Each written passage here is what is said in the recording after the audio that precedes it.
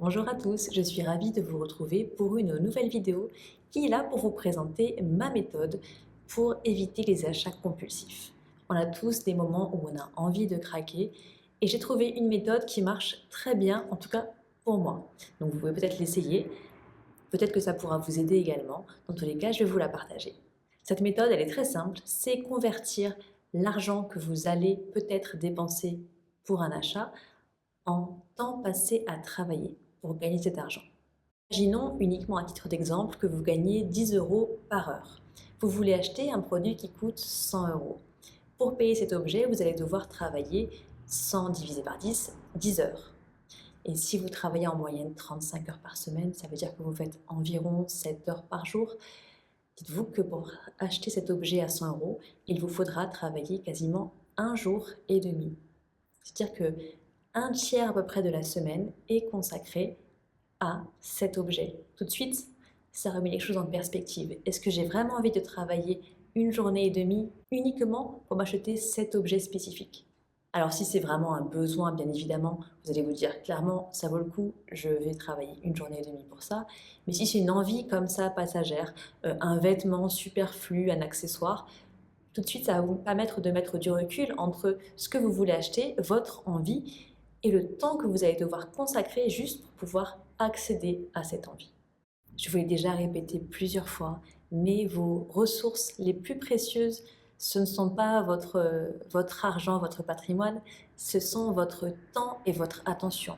Donc chaque minute que vous passez au travail, c'est une minute que vous ne pouvez pas consacrer à autre chose, c'est une ressource qui est limitée.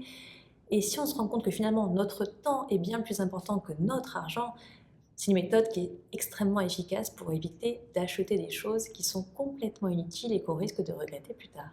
Comme toutes les méthodes de lutte contre l'achat compulsif, c'est toujours le fait de simplement mettre une distance entre l'objet que vous voulez acheter, cette envie que vous avez toute nouvellement créée dans votre cerveau, et vos capacités à l'acheter.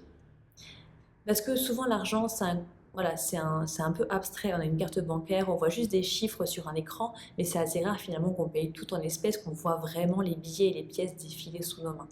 Par contre, si vous arrivez à convertir les achats en temps, et particulièrement en temps de travail, le temps qui vous rapporte de l'argent, on se rend vraiment compte du temps qu'on doit passer pour acheter cet objet. Et ça, c'est uniquement pour le coût de l'achat. Après, s'il y a derrière un abonnement ou des frais d'entretien, ce genre de choses, il va falloir encore travailler régulièrement pour pouvoir juste réparer, stocker ou simplement entretenir cet objet.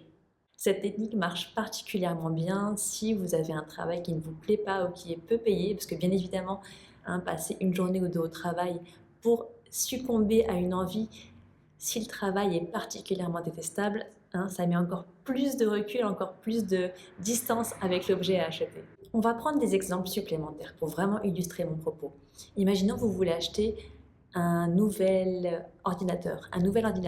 Allez, le nouveau MacBook à 1200 euros, disons. Je ne sais pas le prix actuellement, mais on va dire qu'il coûte 1200 euros. 1200 euros, ça vous fait 120 heures de travail. Ça fait quasiment un mois entier. Si vous avez 35 heures par semaine, 70 heures, ça fait 140 heures par mois en moyenne. Vous allez quasiment travailler un mois entier uniquement pour payer votre nouvel ordinateur.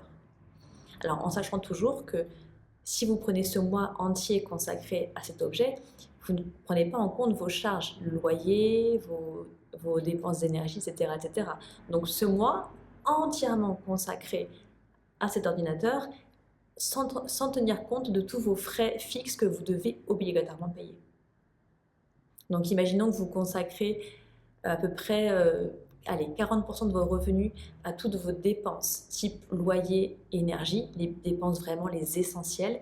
Il vous reste que 60% de votre temps, 60% de votre temps au travail pour payer toutes vos envies et vos petits superflus. Forcément, là, ça va faire quasiment 2 mois de travail consacré uniquement à cet ordinateur.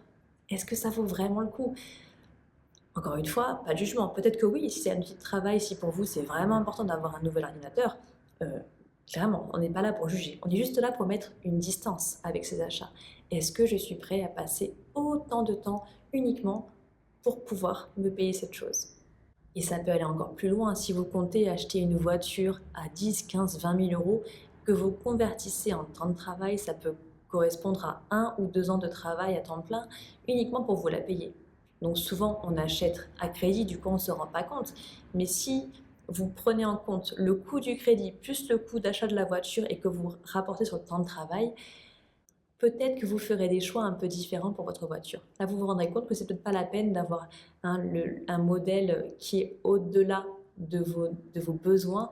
Et c'est peut-être pas la peine finalement d'avoir une voiture qui consomme beaucoup si vous prenez en compte les coûts d'entretien, les coûts d'essence, etc., etc. Un achat, c'est pas forcément un achat sur le moment, c'est un achat qui va coûter encore de l'argent au fil de sa vie, parce que l'entretien, le stockage, les réparations, comme toujours, ça peut coûter de l'argent. Et si jamais vous êtes tenté par l'achat d'un produit parce qu'il est à crédit, le produit pour vous est important, c'est vraiment un besoin et vous savez que vous allez l'acheter et que vous hésitez à prendre ou non l'option crédit, regardez le coût du crédit. Si le taux d'intérêt est élevé, le coût du crédit peut être très important. À ce moment-là, ramenez le coût du crédit en heures travaillées et vous vous poserez la question de façon beaucoup plus intelligente, est-ce que je suis prêt à prendre ce crédit ou non? Parce qu'il va peut-être me coûter 2 semaines, 3 semaines, 3 mois, 6 mois de travail.